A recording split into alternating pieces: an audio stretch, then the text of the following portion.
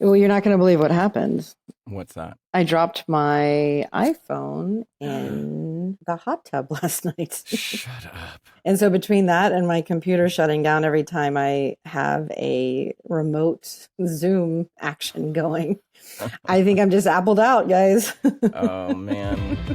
Well, I'm I, excited that you have a hot tub right now. What's that about? I do. I'm on the West Coast, everyone. Christian's on the West Coast. I'm on the West Coast. This is Lawrence Lewis. This is Sister Christian. Today is September 17th, 2020. Things may have changed by the time you hear this, but this is the Producer's Happy Hour, a weekly podcast with two producers, normally on opposite coasts. Obviously, Christian's here in LA, but we're exploring what it means to be a good producer as we navigate our industry coming back to work after a total shutdown while we still navigate the coronavirus. We find ourselves being asked to take on greater responsibilities from a variety of guidelines created by multiple sources.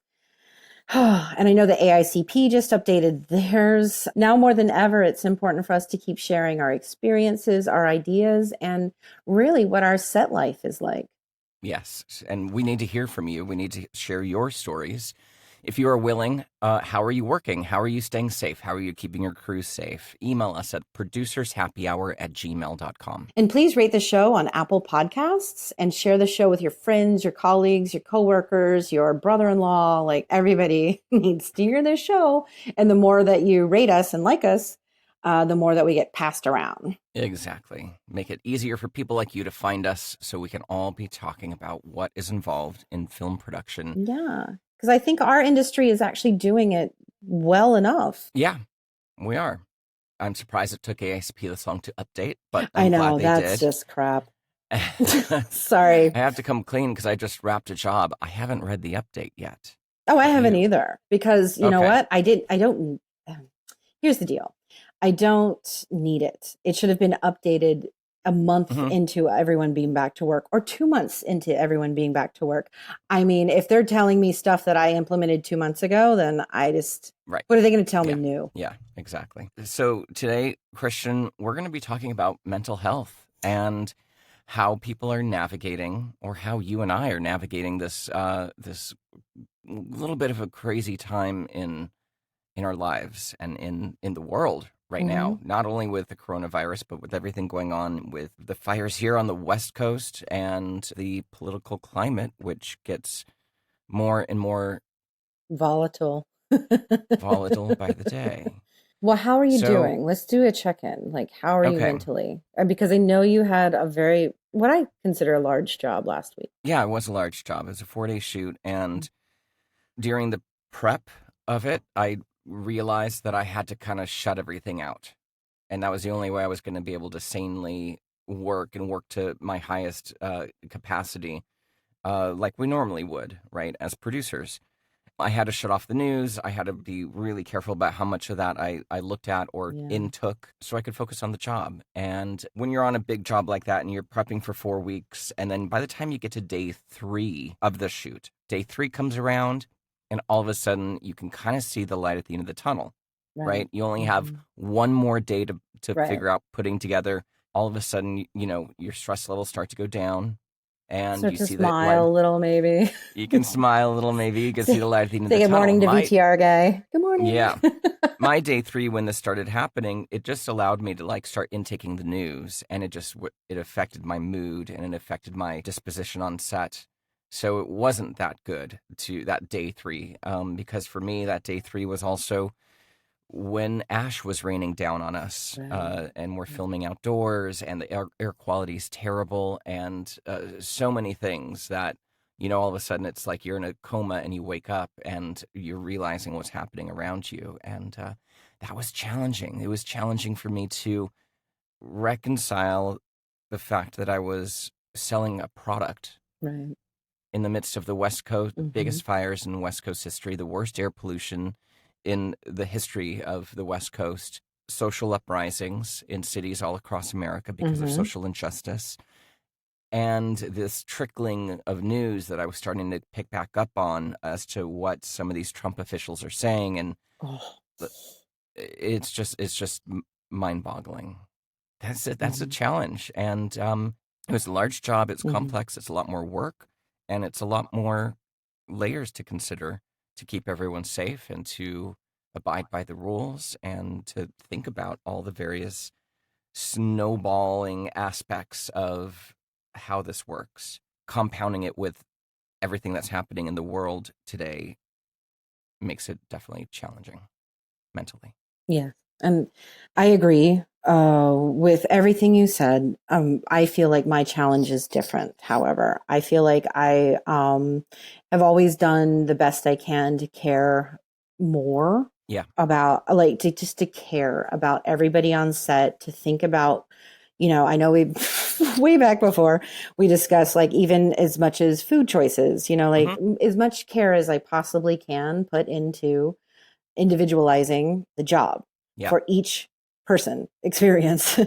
I think that what I'm struggling with right now is it's not necessarily the safety part so much as it's the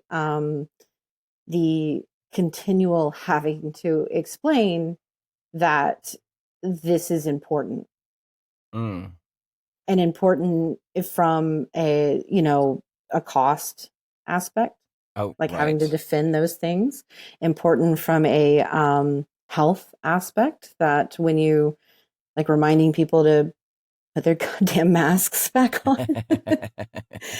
Just and important from my own mental health of not allow those constant additional job requirements that seems to be lumped on us now to make me become bitter. Yeah. Or to come off as, mean. Because it really does come from a place of care. Right. And I'm finding that I'm struggling with it a little bit more because I think that what we were hoping for coming out of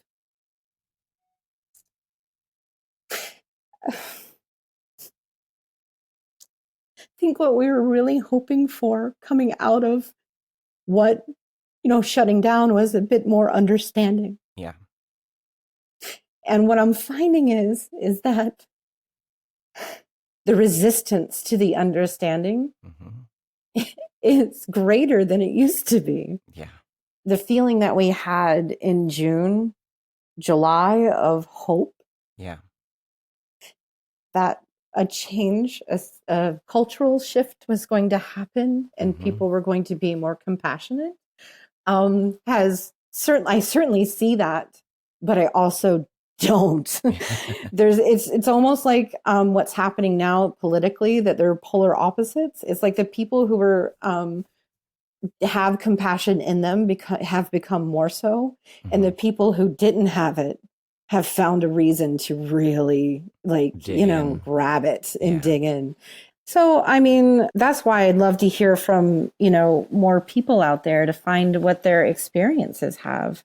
I mean, in general, are people finding that it's becoming, a standard to have the amount of help that you need, or the prep time that you need, or the support that you need in order to do a job during this time? Right. We have a tendency as production people to take on the world.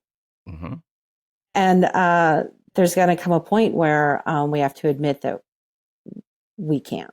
Right.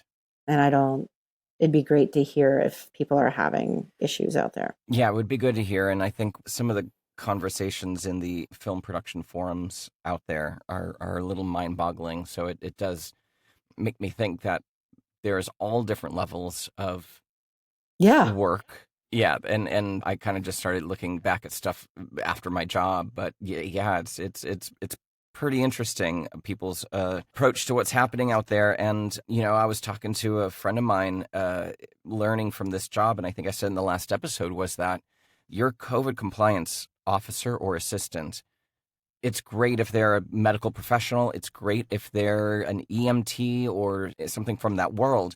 But it's really like you need a second production manager or even a second producer that handles all those aspects of the job to really, really take that off the plate of the producer who's handling all the crazy director requests, all the crazy agency requests, and still trying to run the job this whole other part of it, it's like a second PM that understands the compliance rules and regulations and how to do it. But it's a lot. It really is. Yeah, and the hours that I find myself like still doing things Yeah. and the aftermath of, cleaning up. I mean, the wraps take so much longer. Oh, Like, boy. are you still are you guys still wrapping or? Oh, yeah, of course. Yeah. Well, I mean, everybody's only open for 2 or 3 hours. The prop houses are only open for 2. The wardrobe costume houses are only open for a couple hours. yeah, Getting invoices, getting getting final billing invoices. People are working from home. Yeah, it's different. It's very different.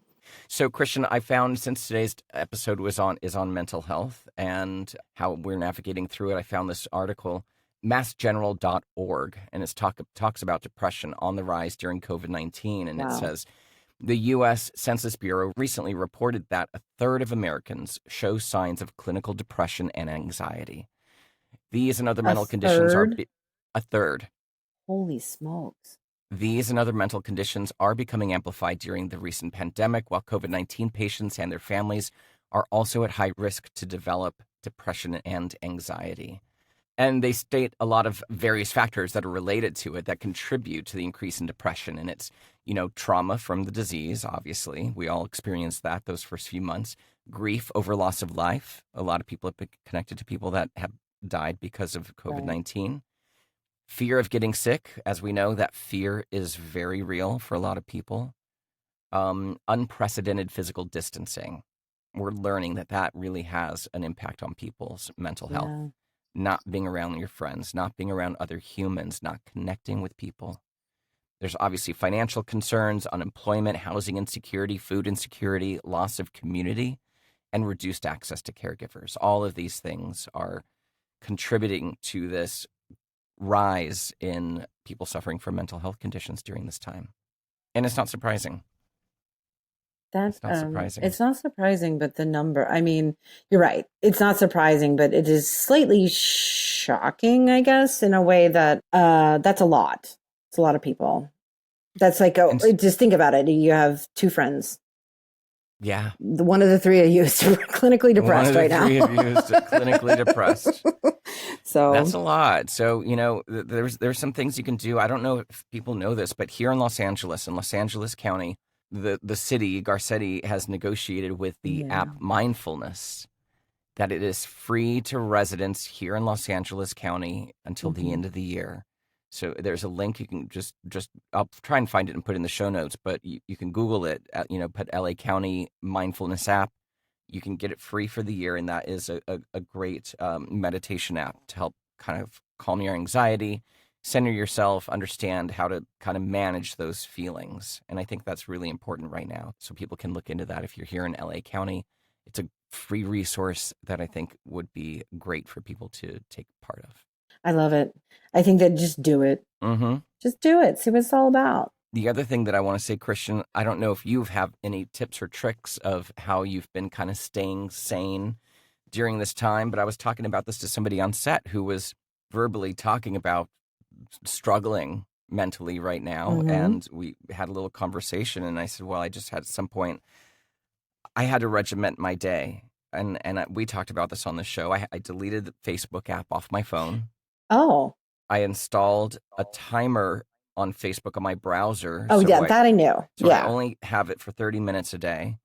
And then the other thing I did is instead of listening, I switched from news podcast listening to news podcasts all day long to listening to one kind of big intake of news in the morning, one intake of news at night, and switching to music. And I have a record player at home, so even doing the vinyl record player where you have to get out of your desk to turn it over. that Right. adds a physicality to it and a more of a connectedness to music. Is that helping? Tremendously. So those are some tips for people. Limit your news intake, structure your day, get up and exercise if you're an exercise person, and limit your time on the social media stuff. How about you? What's helping you? I don't I don't know that I have an answer. That's okay. A lot of people don't. Yeah, because I'm aware of myself and the energy that I'm putting out. It was a very tense video village that happened. It was Mm. I had people in person, and I also had Oh, yeah, remote. that's And fun. it was very intense, and we were filming with a celebrity. The After the job was over and we were on our strike day, the grip said, "Hey, just wanted to let, as you were saying goodbye, I want to let you know this great job. We all saw the kind of shit you were eating the whole time, and we want you to Mm. know that we never felt it. We never felt panic Oh, or that's good. pressure or any of that shit." And I was like, that's probably the best compliment that I've ever had, because, passing it along is, once a panic starts, if you become panicked, then how are you going to get anything done? You can't. Yeah. And so I think that, I think I need an outlet. Right. And that's what I was going to say. You kind of said that you don't really have any tips on how you're keeping yourself stable, but yet you're managing an intense video village so well that it's not trickling out to the rest of your crew, and so much so that they can see that. What is your outlet? Where do Yeah. you where do Well, you I think I cried release? in the bathroom a few times. I remember one time calling my good friend Ahmet and venting about a wardrobe issue. Oh, mm-hmm. And I think that I try to let it go right away. Yeah, yeah, I try, but not always. So I'm feeling very much like I probably need a break soon. yeah. You've been on a run. I have been on a run, but I also, when I even say or think that, there's a bit of guilt there that there are still people who aren't quite up to working. Yes. But, the pressure to handle things, Mm-hmm. I think we all feel. And this was the other thing that was planted in my mind when I actually said it to a friend. She said, "Oh, well, we don't know how long this is going to last. What if we shut down again because of the flu?" And I'm just like, oh, I think that my advice to people would be, don't listen. Just do what's great for yourself and listen to yourself. Mm-hmm. Because I could probably Absolutely. buy into the, oh shit, we don't know how long this is going to last, or the, oh shit, just take it all while I can. But I don't know if that works for me. And I think that's what we had talked about in the beginning stages of this Mm-hmm. shutdown, was needing to listen to ourselves about how much can we take, Yeah. how much can we do, and slowing it down a Slowing it little down a bit. little. And I miss And this. I miss yeah, I do actually miss what the breath that we were able to take, yeah, even though it was under like duress, yeah. and it was scary, And it was all of scary. that. Uh-huh. I miss that we allowed ourselves basically as a society to say, I don't want to answer my phone for 3 days and I want to sleep, or And it was okay. it was okay. Yeah. And I miss that already. Like, how did that go Yeah. so quick? It's gone. It's gone. It's gone. And here we are, Yes. back to work. So, Christian, I hope you get some release of all this soon. The release will come when I allow it. There you go. Yeah, those boundaries, fucking Yehuda. Those boundaries.